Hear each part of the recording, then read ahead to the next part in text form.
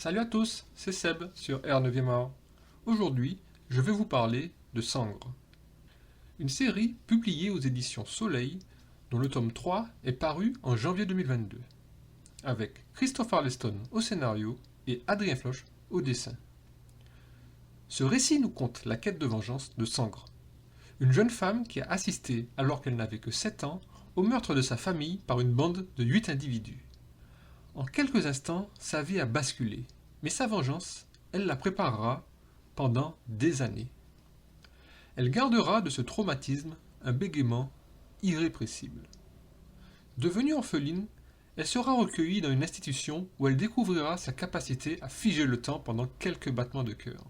Cela au prix d'une cécité temporaire.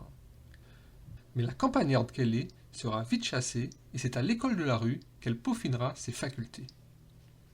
Devenue adulte, elle est maintenant en capacité de se venger.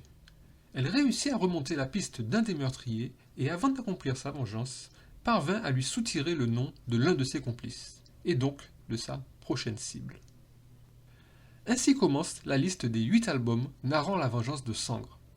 Une jeune femme dont la locution est peut-être hésitante, mais ses actions ne le sont pas, et elle compte bien faire payer ceux qui lui ont volé sa vie.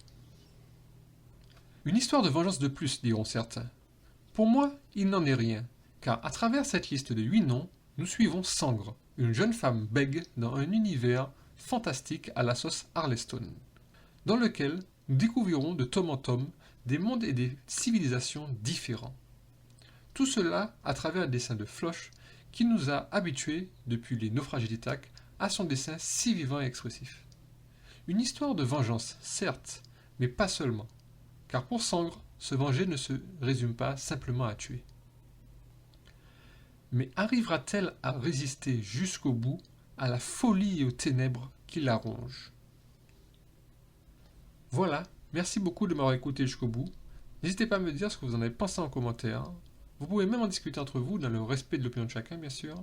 Si vous souhaitez plus de contenu de ce genre, n'hésitez pas à liker et à vous abonner à R9e art, voire même à partager mes vidéos. Merci encore et à la prochaine sur R9e art.